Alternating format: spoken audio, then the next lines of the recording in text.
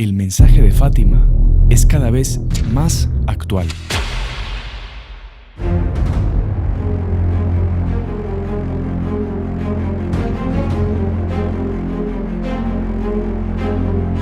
Nuestra Señora nos advertía que Dios castigaría al mundo por medio del hambre y de la guerra. El Santo Padre tendrá mucho que sufrir. Varias naciones serán aniquiladas. ¿Será que este año es el año del cumplimiento del mensaje de Fátima? Acompáñanos hasta el final. Salve María, el podcast católico en español de los Heraldos del Evangelio.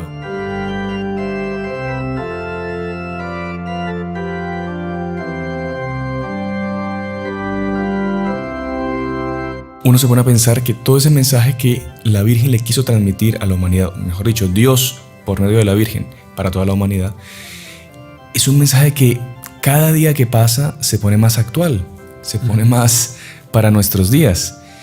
Y es un mensaje que habla de cosas tremendas a veces, calamitosas, cosas que asustan, pero que, como insisto, habla también de cosas que nos tienen que llenar de mucha esperanza. Mucho se habla pues del mensaje de Fátima y del secreto de Fátima. Evidentemente cuando a nosotros viene alguien y nos dice, mire, le voy a contar un secreto, pero por favor no le cuente a nadie. Bueno, ya a los hombres les cuesta. Voy a dejarlo por ahí.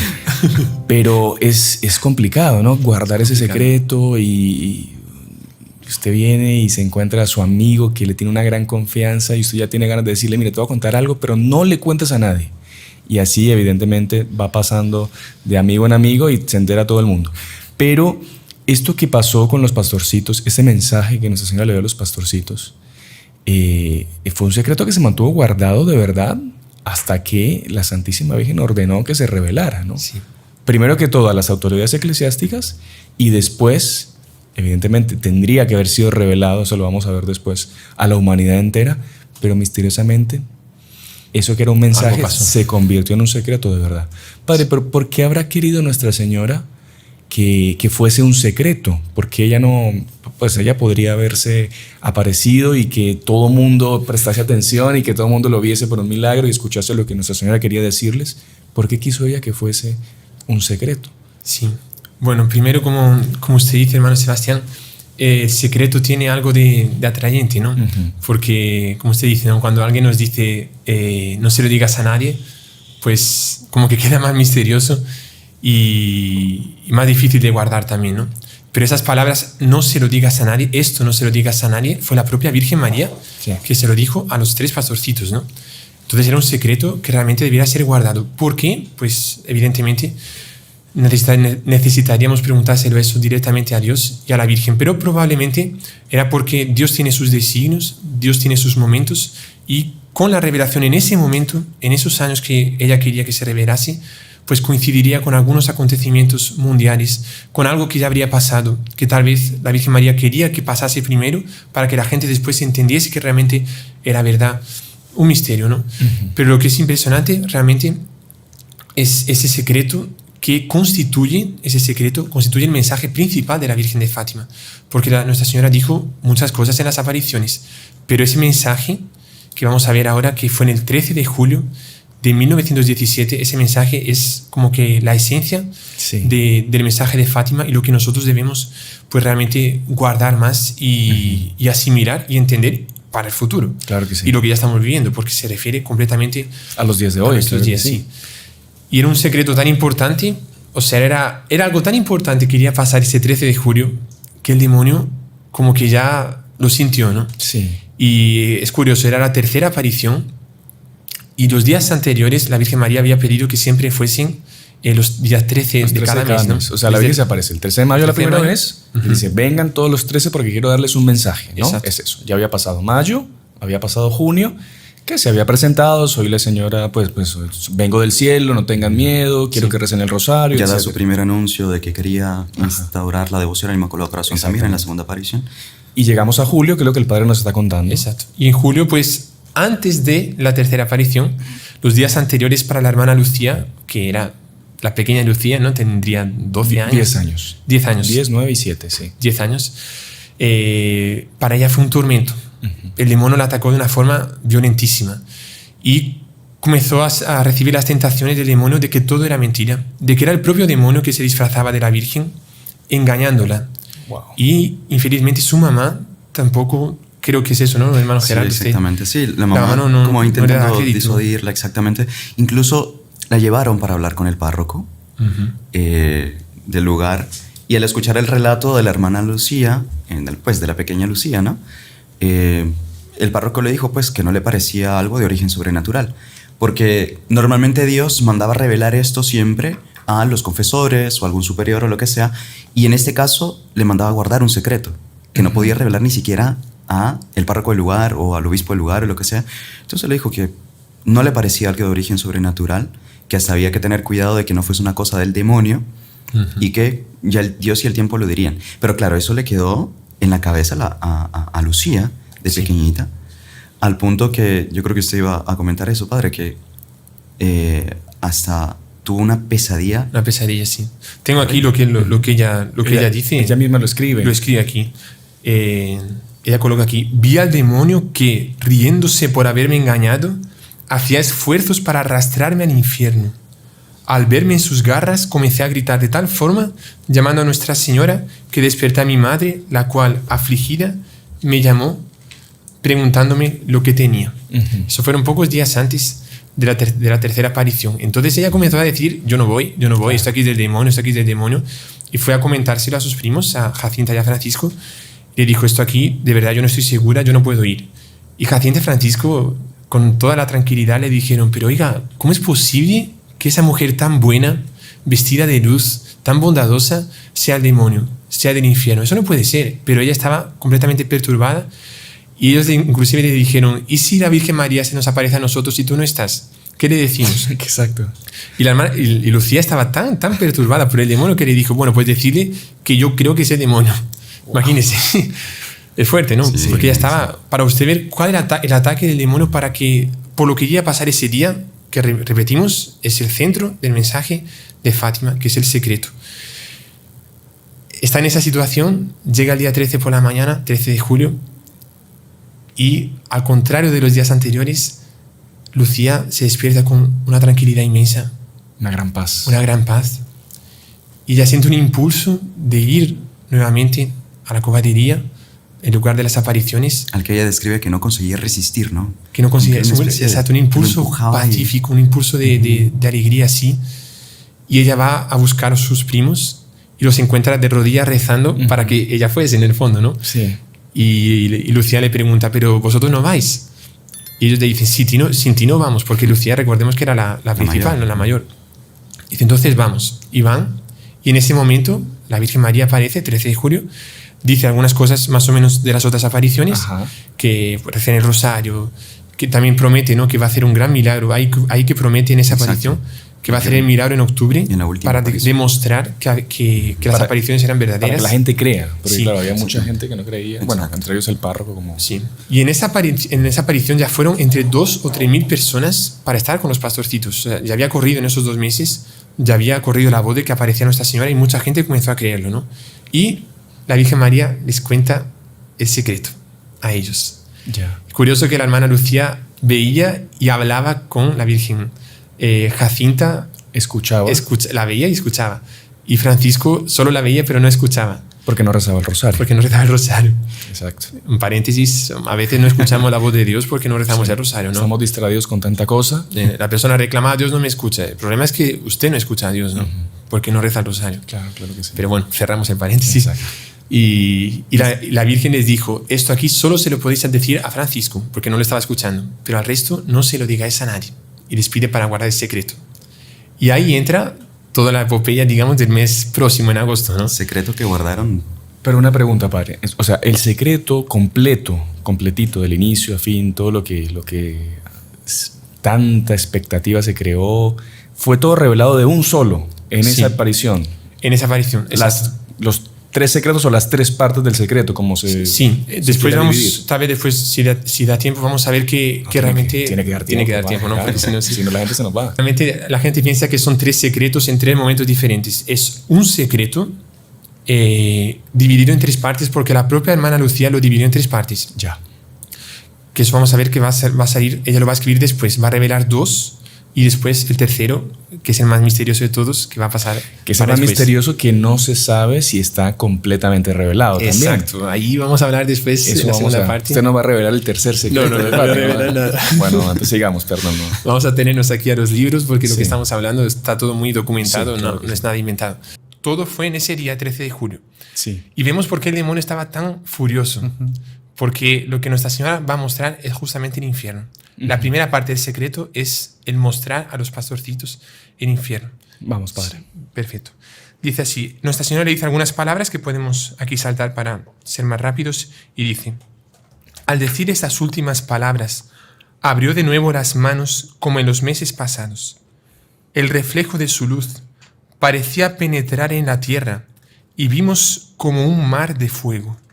Sumergidos en ese fuego, los demonios y las almas, como si fuesen brasas transparentes y negras o bronceadas, con forma humana, que fluctuaban en el incendio, llevadas de las llamas que de ellas mismas salían, juntamente con nubes de humo cayendo por todos los lados, semejantes al caer de las pavesas en los grandes incendios, sin peso ni equilibrio, entre gritos y gemidos de dolor y desesperación que horrorizaban y hacían estremecer de pavor. Paréntesis. Debe de haber sido a la vista de esto cuando di aquel ay, que dicen haberme oído. O sea, las personas que estaban, esas 2.000, 3.000 personas que estaban asistiendo, no vieron el infierno como lo vieron los tres pastorcitos. Y también otro paréntesis interesante que el padre Víctor estaba diciendo, ¿no? Que Nuestra Señora les dijo, solo contadlo a Francisco. Y es porque Francisco estaba viendo, pero se acuerda que Francisco no oía lo que la Virgen decía, ¿no? Ajá. Porque no rezaba el rosario. Exactamente. Él hacía trampa cuando rezaba el rosario, por lo tanto no tenía esa comunicación con Nuestra Señora completa, ¿no? Sí. Y ahí Nuestra Señora le quiere dar esa lección, ¿no? Lucía veía, escuchaba y hablaba. Jacinta veía y escuchaba, pero no hablaba. Y Francisco solo veía. Y es curioso que para las personas que a veces no rezan el rosario, no escuchan la voz de Dios, ¿no? Exactamente. Entonces, muchas veces la persona se queja de que Dios no le habla y en realidad sí le habla, pero no escucha porque no reza el rosario, ¿no? Exacto. Pero en fin, continuando aquí, dice, los demonios distinguíanse por formas horribles y asquerosas de animales espantosos y desconocidos, pero transparentes como negros carbones en brasa. Asustados y como para pedir socorro, levantamos la vista hacia Nuestra Señora, que nos dijo entre bondadosa y triste. Palabras de la Virgen. Habéis visto el infierno, a donde van las almas de los pobres pecadores. Para salvarlas, Dios quiere establecer en el mundo la devoción a mi inmaculado corazón.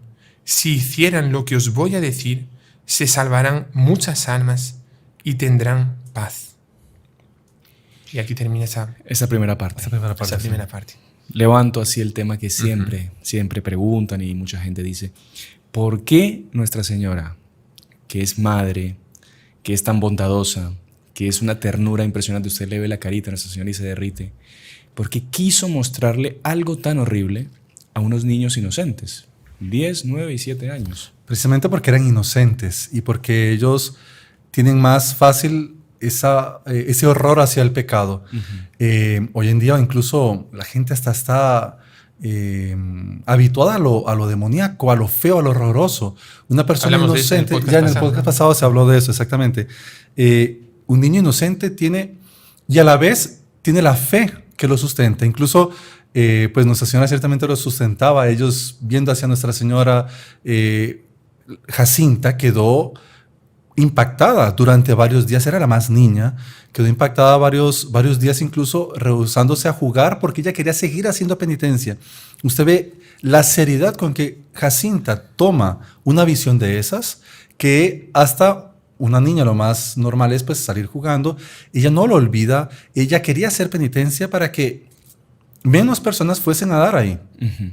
Entonces usted ve que hay un fruto y hay verdaderamente una misericordia. Los mayores beneficiados somos todos nosotros. Claro. Que viendo la reacción de ellos, escuchando que Nuestra Señora a ellos les mostró el infierno, pues es para nosotros ponernos a pensar y cambiar de vida. Después es una verdad de fe que, como comentábamos en otros programas, o sea, nosotros como católicos tenemos la obligación de creer en el infierno. Es un dogma de fe, ¿no? Sí. Una persona que niega la existencia del infierno peca. Gravemente.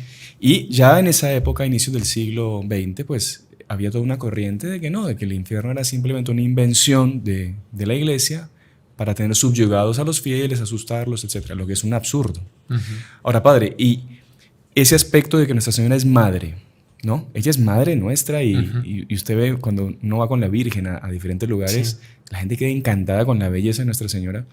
Una madre también quiere el bien de sus hijos. Claro. Y por lo tanto, ella va a prevenir a sus hijos de peligros. Entonces, la humanidad que va por un camino malo, Nuestra Señora previene. Ustedes van a terminar ahí si no se convierte, si no cambia de vida. Es como una madre cuando va con sus hijos y va a cruzar una calle. Ella les va a decir, cuidado, no vayan a tirarse a cruzar la calle sin mirar a los dos lados porque Puede venir un carro rápido y los... Sí. es algo así lo que hizo Nuestra Señora. Más Sí, o menos. exactamente. Claro. Muchas personas preguntan, ¿no?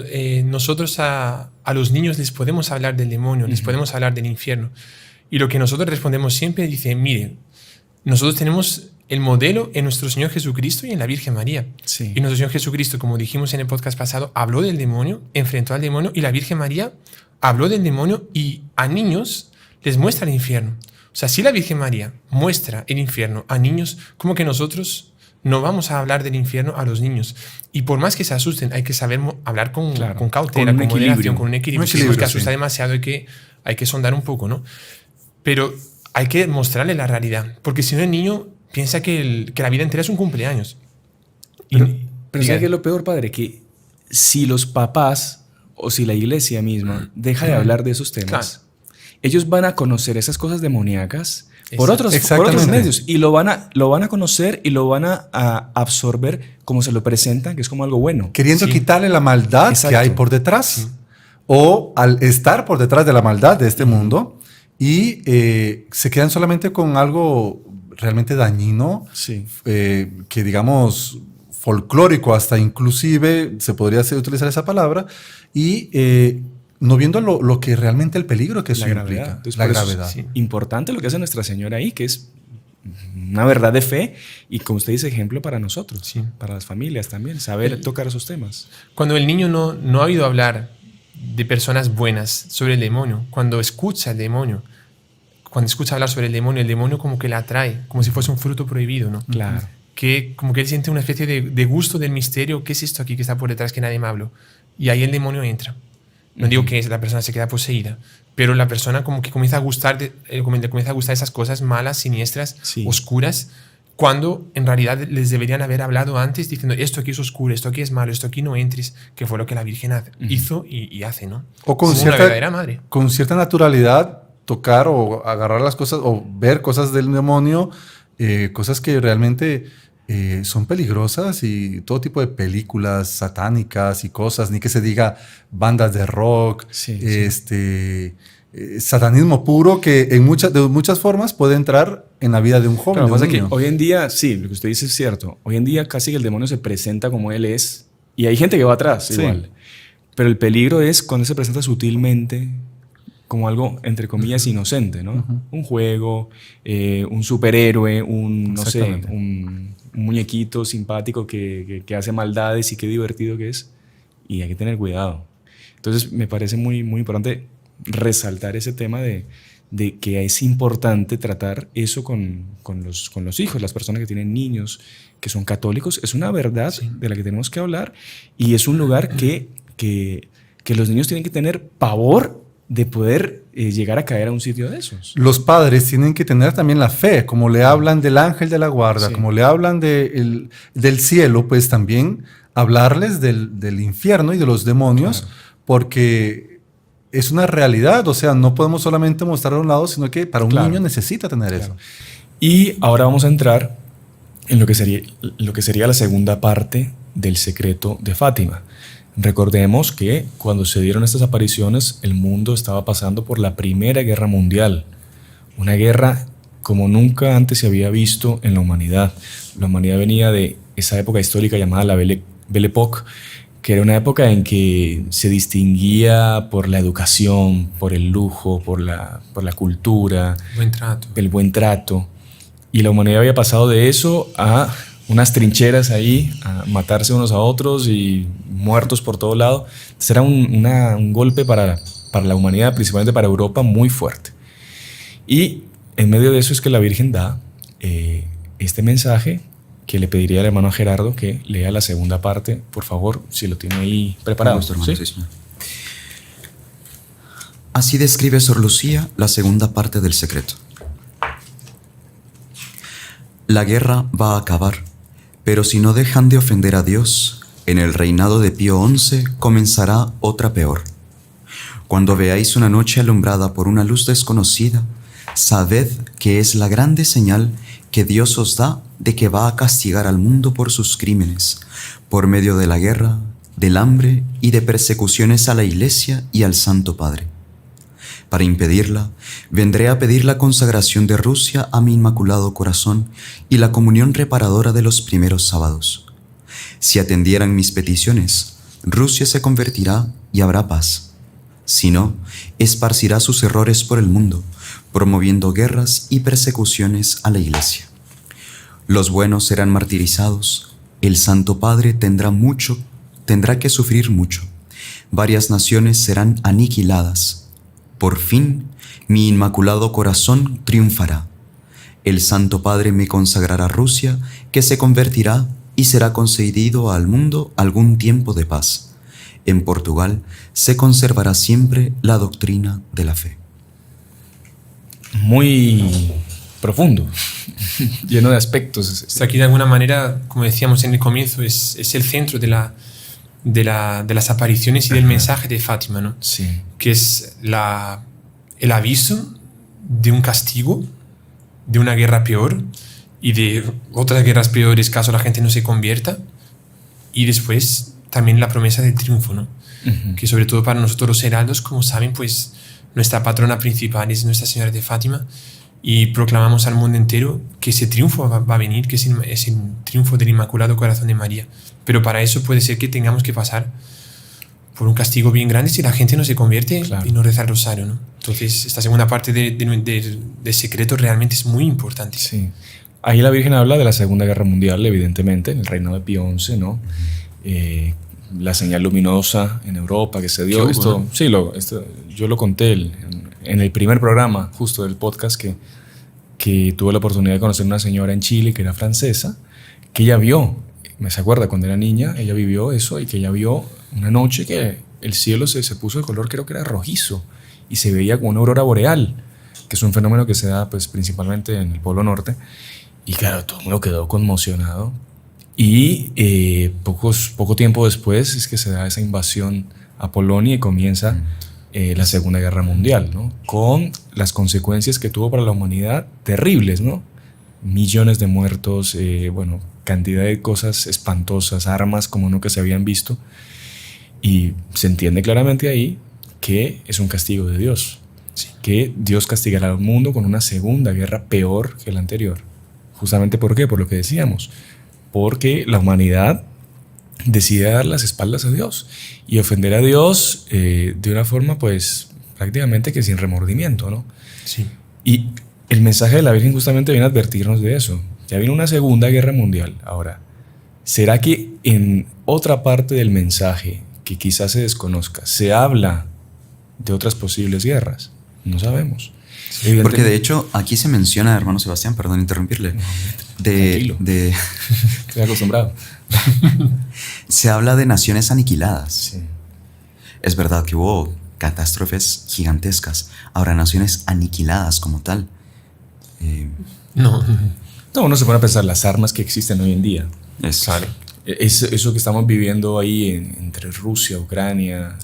Usted no sabe eso en qué la puede amenaza parar. que existe de una guerra Claro. nuclear es muy grande, ¿no? No se sabe en qué puede parar eso. Nadie sabe qué armas tienen ellos, nadie sabe cuáles son las intenciones, más o menos todo el mundo entiende cuáles son, pero hasta qué punto están dispuestos a llegar a arriesgar el todo por el todo, porque empezar una guerra mundial es prácticamente que la destrucción de verdad, de naciones enteras, por no decir de casi que el mundo entero. Sí. En pocos minutos, sí, ¿no? por las armas que Todo se tienen, moriría. evidentemente. Sí. Así que bueno, es un gran misterio y bueno, y también eso que ya se ha comentado en otros programas sobre Rusia, ¿no? Sí. Tenemos un podcast sobre eso, ¿no? Sobre Sí. la consagración de Rusia. Sobre la consagración de Rusia, cómo si había sido atendido ese pedido de Nuestra Señora o no había sido atendido durante tantos años que se intentó, pero que no se cumplían, digamos, los requisitos que pedía la Virgen. Eso pueden verlo en el programa que le vamos a dejar en la descripción. En el año 60 la hermana Lucía decía que ya era tarde ya, ¿no? Sí, Que no fue atendido. Fue hecho 2 veces, pero no fue hecho como las condiciones y ya era tarde. sí. Incluso, bueno, ahí en el libro que usted tiene de José María Zavala, que es muy bueno, él comenta que el padre Amort, que era el exorcista, ¿no? Más reconocido del Vaticano, él había estado en uno de los intentos de consagración de Rusia al Inmaculado Corazón de María.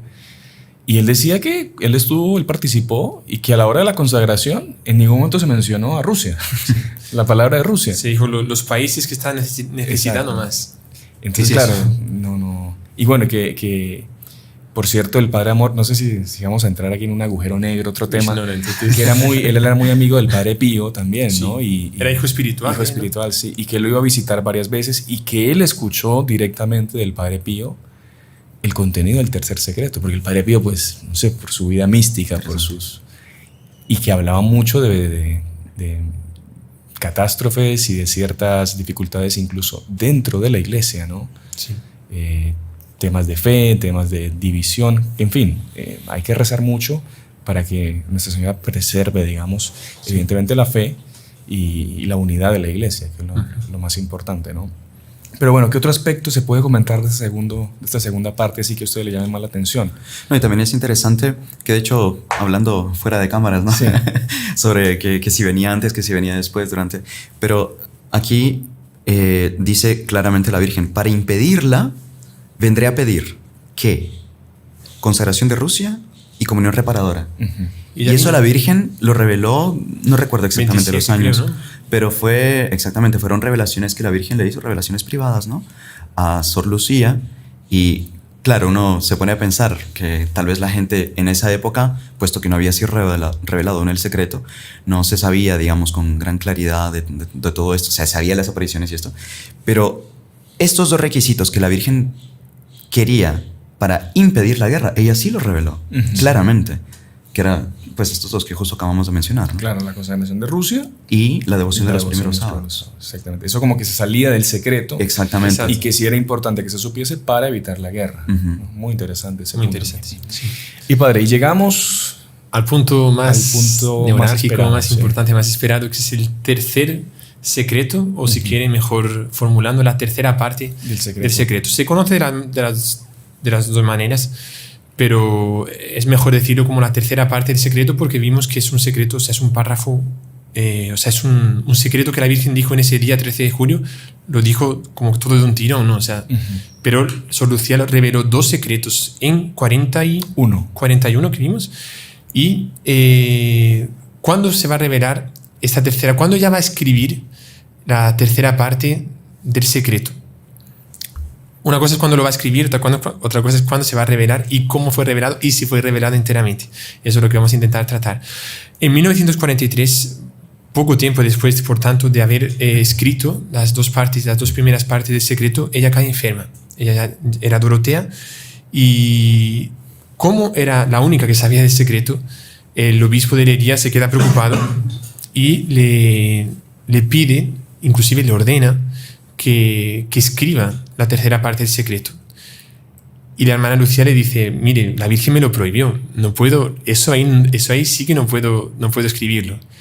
Y él le dice: yo soy obispo, usted me debe obediencia, la Virgen te pidió obediencia a mí, tú tienes que escribirlo. Y ella se queda en una aflicción inmensa, en un dilema, porque era obedecer a Dios por parte del obispo, porque el obispo también en ese momento estaba como que dando en nombre de Dios, obedecer a la Virgen también, obedecer a Dios por la Virgen. Y pasa unos días de prueba. De una prueba inmensa. Y ella dice: no, bueno, el obispo me mandó, voy a escribirlo. Cuando va a escribirlo, ella no tiene fuerzas. Y ella comienza a temblar y no consigue escribir nada. Y va a escribir cualquier otra cosa y escribe perfectamente. Lo intenta de nuevo escribir la tercera parte, no consigue. no consigue, no consigue, no consigue. Algunos dicen, ¿será que la Virgen se lo estaba impidiendo? Otros dicen, ¿será que le daba tanto miedo porque era tan fuerte Por lo el que estaba contenido. colocado que no conseguía, que temblaba? Pues no se sabe bien. La cuestión es que en ese momento realmente ella no conseguía. Y hasta que en cierto momento... Le mandó una carta nuevamente al obispo, se recuerda, diciéndole, mire, no consigo, no puedo, me está pasando esto y esto. Y él reiteró la orden, o sea, tiene que escribirlo. Reafirmó. Reafirmó la orden, sí. Exacto. Y ahí ella estaba súper afligida tal, por ese problema. Y en enero de 1944, ya por tanto pasando algunos meses después, todavía un poco enferma, pero ya estaba un poco mejor, ella tiene una visión sorprendente, está escrito aquí. Estaba rezando de rodillas en una visita al Santísimo Sacramento. Y colocamos aquí las palabras que ella coloca en el texto. Allí me arrodillé en el medio, junto al escalón del comulgatorio, y pedí a Jesús que me hiciese conocer cuál era su voluntad. Habituada como estaba a creer que las órdenes de los superiores son la expresión cierta de la voluntad de Dios, no podía imaginar que ésta no lo fuese. Y perpleja, medio absorta, bajo el peso de una nube oscura que parecía pesar sobre mí, con el rostro entre las manos, esperaba sin saber cómo una respuesta. Sentí entonces que una mano amiga, cariñosa y maternal, me toca en el hombro. Levanto la mirada y veo a mi querida Madre del Cielo, que me dice, no temas, quiso Dios probar tu obediencia, fe y humildad. Estate en paz y escribe lo que te mandan, pero no lo que te he dado a entender de su significado. O sea, Esto es curioso. Escriba lo que vio, pero no lo interprete. Es eso. No lo que te he dado yo de interpretación ya. Ah, o sea, la Virgen ya le había explicado a Sí, ella. está escrito aquí. Escribe lo que te mandan, pero no lo que te he dado a entender de su Ya. significado. Después de escrito, mételo en un sobre, ciérralo y séllalo.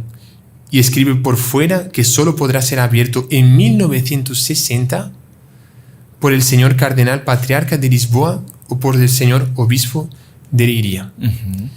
O sea, bien claritas las normas de Nuestra Señora. Bien clarito. Y a ella aquí dice una cosa impresionante que está relacionada con lo que ella sintió en ese momento, que me parece que no es, o sea, esto no es parte del secreto, pero es lo que ella vio en ese momento y está relacionado con el secreto, por más que esto aquí no está oficialmente, por lo menos en lo que conocemos del secreto. Eso lo cuenta ahí en sus memorias, ¿no, padre? Sí, a seguir aquí. No sé si usted prefiere leerlo, que usted tiene una voz así más... Sí, si quiere le digo. No, más melodiosa. Dice que sí, yo tengo una voz más. Por favor, continúe. Dele, La mía es hermano. una voz medio rara. no, dale, sí. padre. No, por favor. Porque realmente esto aquí es impresionante. Y yo me parece que si algo falta del secreto, está relacionado con esto aquí. Vamos. Continúa la hermana Lucía. Y sentí el espíritu inundado por un misterio de luz, que es Dios, y en él vi y oí.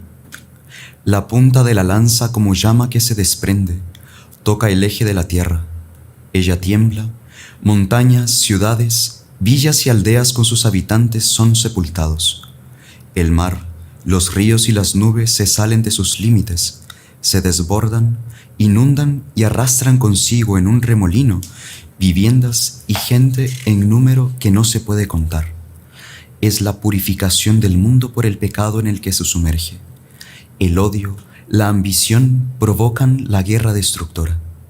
Después sentí en el palpitar acelerado del corazón y en mi espíritu el eco de una voz suave que decía: en el tiempo, una sola fe, un solo bautismo, una sola iglesia santa, católica, apostólica. En la eternidad, el cielo. Qué impresionante. Impresionante, ¿no? Sí, y sí, ella va a explicar después, o sea, ella fue lo que sintió en ese momento y lo que ella vio.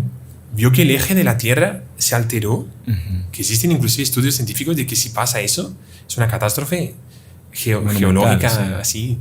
así, brutal. Y inundaciones, no sé si terremotos, aldeas destruidas. Y aquí se comprende también parte del segundo secreto de que varias naciones podrían ser aniquiladas, ¿no? Y si tiene relación con eso, se entiende por qué la hermana Lucía temblaba tanto, ¿no? Temblaba tanto. Ahora, Exacto. la punta de la lanza. Es un misterio. También eso está medio inconcluso, ¿no? Sí, Que, sí, en fin.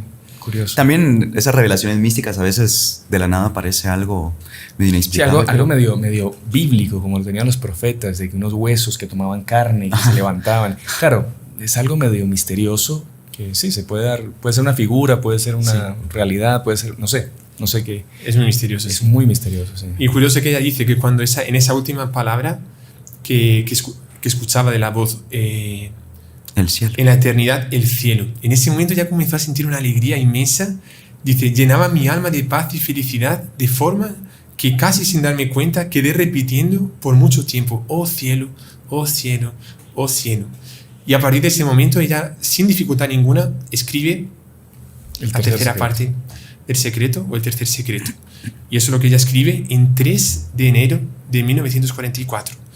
Lo escribe, pero como le había pedido a la Virgen, lo sella y lo manda al obispo y dice que solo podría ser abierto en 1960. Y aquí entra toda otra temática. Todo un misterio ahí. Todo un misterio que realmente es muy, muy, muy curioso, ¿no? Porque...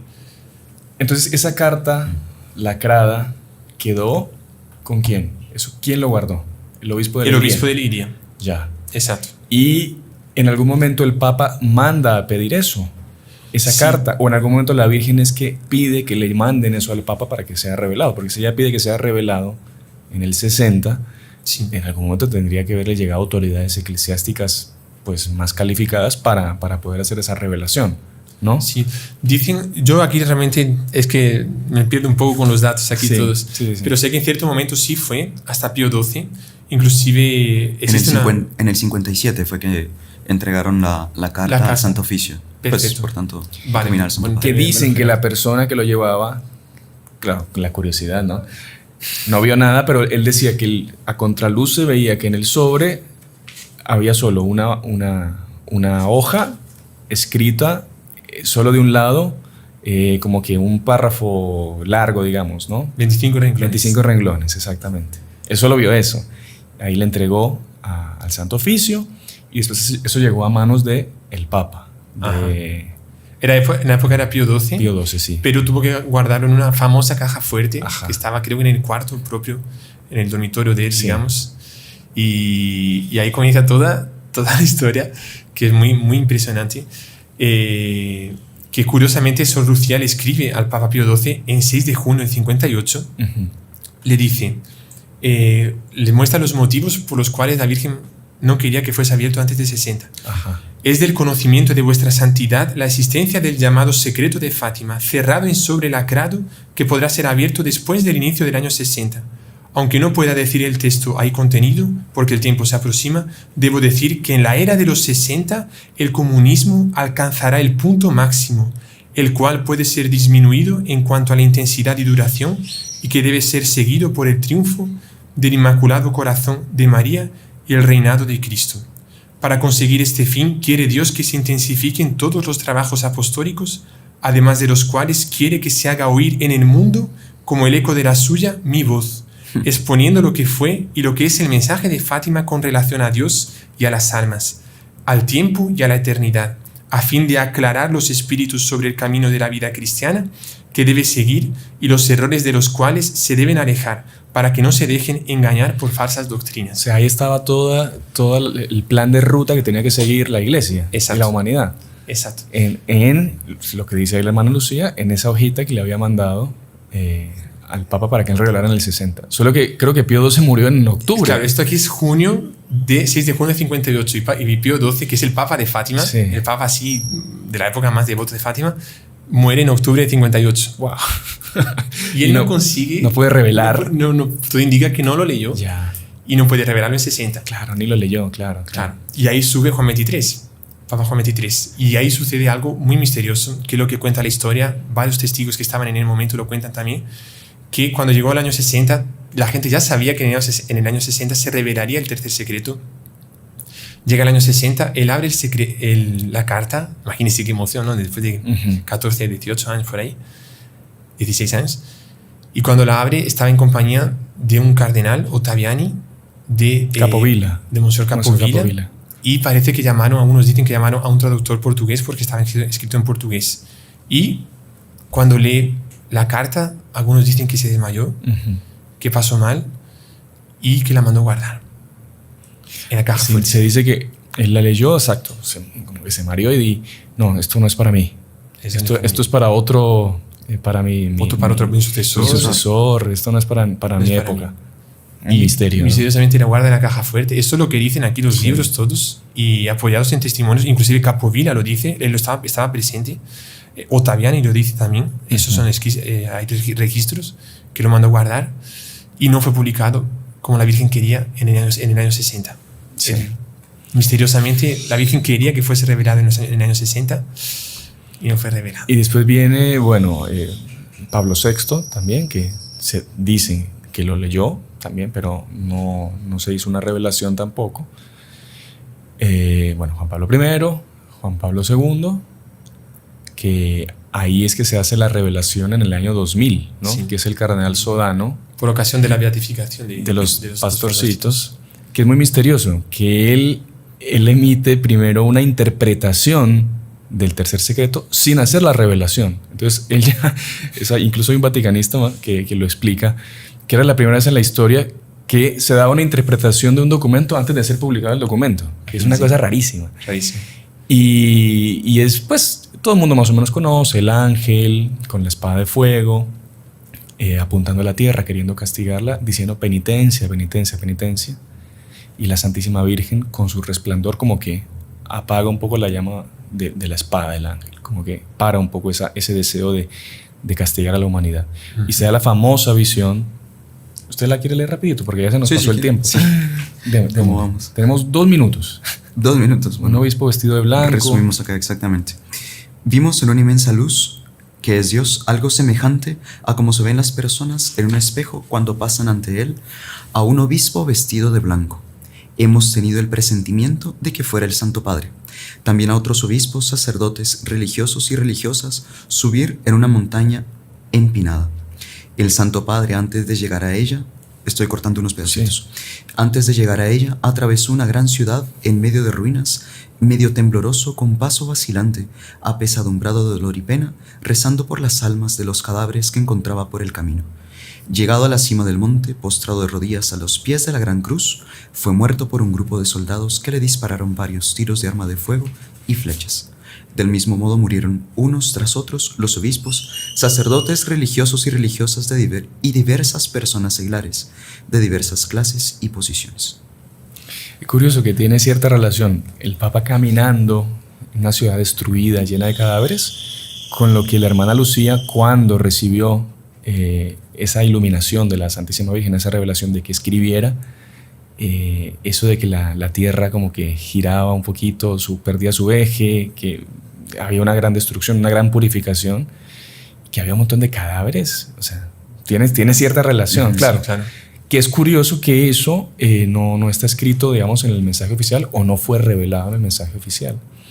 Y después otro tema que es muy misterioso, que bueno, ya por el tiempo no va a dar para profundizar mucho, es el tema de que el Papa es asesinado. El propio cardenal Sodano, en el 2000, él directamente ya decía que era Juan Pablo II, en el atentado que había sufrido en el 81, 13 de mayo del 81 en la Plaza de San Pedro, que fue Ali Akka, el turco, que le disparó y lo quiso matar, y que el propio Juan Pablo II dijo, una mano disparó y otra mano condujo la bala, refiriéndose a Nuestra Señora, que puede ser un milagrazo también.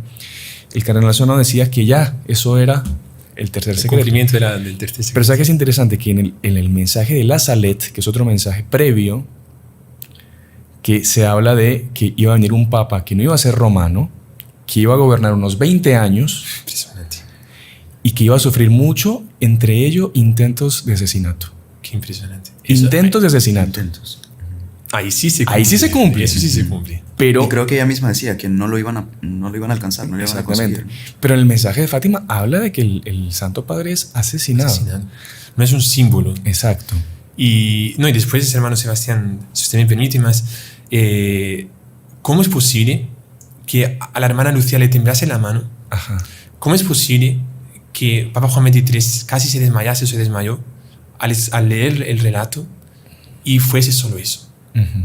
O sea, porque esto aquí lo hemos leído y realmente es una visión medio apocalíptica, que algo que va a pasar, pero no es muy fuera de lo que ya se ha vivido en la iglesia, de persecuciones, de cuántas persecuciones que ha habido, pero es algo mucho más fuerte. Sí. Entonces, todo indica que el tercer secreto o la tercera parte del secreto no es solo eso, o por lo menos la interpretación, como decía aquí también nuestra señora, la interpretación de eso no está enteramente dicha, mencionada, y que o se refiere a algo dentro de la iglesia, algo muy fuerte en materia de crisis dentro de la iglesia, o también cosas apocalípticas realmente que está contenido en ese tercer secreto que todavía no sabemos muy claro. Que el Padre Pío yo creo que lo sabía, Sí. y tiene visiones apocalípticas el Padre Pío. Pero lo que más nos deja entrever que realmente el Padre Pío, y aquí entramos en el punto, sí conocía el secreto de Fátima. Lo que más nos deja ver esto aquí, vislumbrar esto aquí, es justamente lo que es narrado en este libro aquí, de José María Zabala, El secreto mejor guardado de Fátima. Porque él va a entrevistar al padre Gabriel Amort. Esa entrevista va a ser el 25 de octubre de 2011. Y esta entrevista van a tratar asuntos delicados, bastante delicados. Y el padre Amort, claro, como unas cosas delicadas, él le pide a Zabala que no lo publique hasta que él se muera. Y cuando se muera, si lo quiere publicar, que lo publique. Y el padre Amort, como sabemos, falleció en 2016. Y a partir de 2016, Zabala ya se siente inspirado, digamos, para publicar un libro. Creo que es de enero de 2017 que él publica este libro, que su base es esa entrevista con el padre Gabriel Amort. Y en esa, para ver cómo a ver si ya podemos hablar sobre eso, vamos a leer un poco aquí Sí, por favor. lo que se dice, ¿no? Dice el padre Gabriel Amort, refiriéndose al Padre Pío: sufría muchísimo por todos los pecadores. Y añade: buena parte de la sangre que brotaba de sus estigmas, por eso hemos hablado antes en la primera parte sobre los estigmas. Sí. Buena parte de la sangre que brotaba de sus estigmas era consecuencia de las ofensas contra la Virgen, a la que amaba más que a ninguna otra criatura humana. Qué impresionante. Conocía sus palabras, sus secretos. Y ahí Zabala pregunta: ¿conocía el tercer secreto de Fátima? Él, Amort, asiente pesaroso con la cabeza y silabea: terrible. Qué impresionante. Terrible. Zabala pregunta: ¿qué era tan terrible? Dice el padre Amort: el inmenso dolor que sentía por la pérdida de fe en la Iglesia. Había empezado ya a palparla con motivo del Concilio Vaticano II. Recordemos que el Concilio Vaticano II quiso renovar, digamos, los aires de la Iglesia, una cosa enteramente lícita, permitida, pero infelizmente mucha gente lo entendió de forma diferente, ¿no? Claro. Entendió que era un abrirse al mundo completo y abandonar la fe, en el fondo, ¿no? Los sacerdotes abandonaron la sotana, las monjas abandonaron su hábito, abandonaron los claustros y se fueron a vivir al mundo. Dice aquí: había empezado ya a palparla con motivo del Concilio Vaticano II. Recordemos que el Padre Pío fallece en 68, por tanto poco después, 3 años después del fin del concilio. Contemplaba entonces con enorme tristeza cómo algunas almas consagradas se despojaban de sus hábitos en un gesto de modernidad, mientras cada vez más sacerdotes frivolizaban también sobre la Eucaristía o dejaban de creer ya en la existencia del demonio. Qué bárbaro. Hermano, esto es lo que estamos viendo en muchos lugares. Hay muchas declaraciones ahí de sacerdotes que no creen en el demonio ya. Y hasta aquí al Padre Pío ya en la época, en 65, 66, antes de su muerte, ya le dolía muchísimo. Y en el modo de tratar la Eucaristía también, Padre, que Exacto. es justamente lo que dice, uno ve en el trato que tiene con ella el grado de fe, de devoción, de si realmente cree en la presencia real de nuestro Señor en el Santísimo Sacramento del altar. Y pues bueno, es muy fácil y como muy chispeante, como muy saltitante el hablar de calamidades, de catástrofes, de esto y lo otro. Pero la peor catástrofe que puede haber es la pérdida de la fe dentro de la Iglesia Católica, que es la encargada y la guardiana de la fe. Exacto. Es decir, se entiende muy bien el porqué que el Padre Pío sobre todo temiese eso, porque de hecho es la peor calamidad que pueda venir para el mundo. Sí. No, impresionante realmente. Y continúa aquí el Padre Amort diciendo: le dolía en el alma que se debilitase la devoción a la Santísima Virgen, el rezo del Santo Rosario, el mensaje de Fátima. O sea, que el mensaje de Fátima no fuese practicado al Padre Pío le dolía muchísimo, Qué impresionante. porque veía que la gente en la iglesia se estaba alejando. Y Zabala, después de un poco, le pregunta, disculpe que insista sobre el tercer secreto de Fátima. Aparecen nuestros seguidores aquí, ¿no? Disculpe que insista sobre el tercer Dígalo. secreto de Fátima. ¿El Padre Pío lo relacionaba entonces con la pérdida de fe en la iglesia o no? Padre Amor frunce las cejas, adelanta el mentón y dice, en efecto, cierto día el Padre Pío me dijo, se lo dijo personalmente a él, el Padre Pío le dijo al Padre Amor, se lo dijo muy compungido, ¿sabes, Gabriele? Es el Padre Gabriele Amort. ¿Sabes, Gabriele? Esto fue en 1960, cuando ya el Padre Amort ya era recién ordenado sacerdote. ¿Sabes, Gabriele?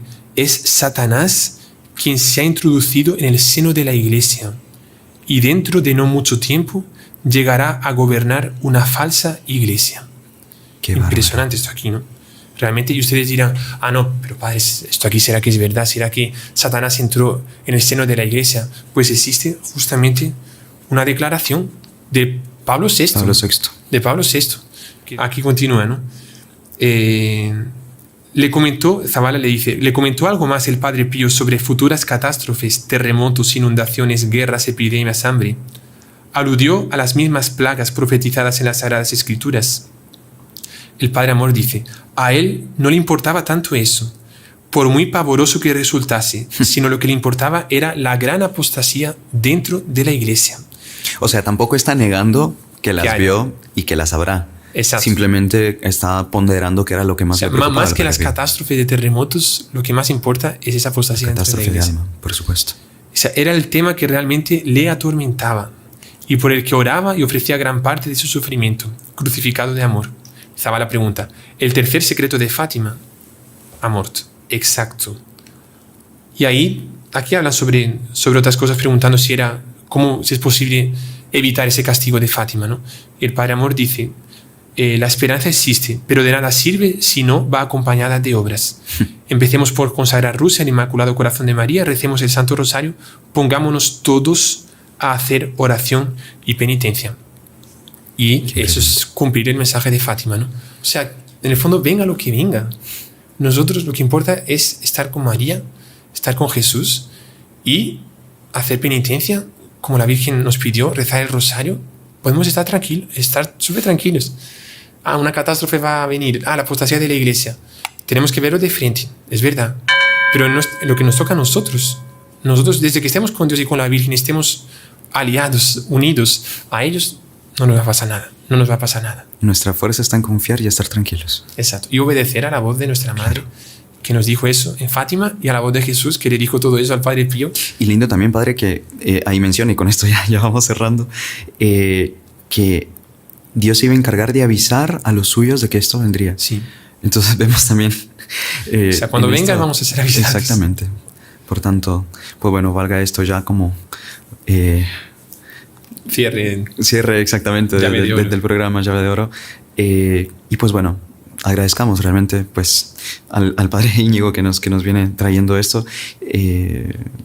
Agradezcamos principalmente a Dios, a María Santísima, bueno, al Padre Pío que también vimos que se encargó de gran medida de ir. Sí, exacto. Yo creo que en el vídeo va a aparecer ahí de repente. Por ahí, si alguien lo ve, por favor, nos avisa. Aparece el Padre Pío. Porque realmente se ha sentido una gracia muy especial en todo esto, así es que damos gracias a Dios por poder conocer más de cerca todo esto y con esto, pues bueno, preparar mejor nuestras almas para todo lo que ya nos fue avisado. Así es que, Padre, muchísimas gracias nuevamente y como es costumbre, le pedimos la bendición. Claro que sí. El Señor esté con ustedes y con tu espíritu. Por especial protección e intercesión del Padre Pío. Y la bendición de Dios Todopoderoso, Padre, Hijo y Espíritu Santo, descienda sobre ustedes y permanezca para siempre. Amén. Salve María. Salve María.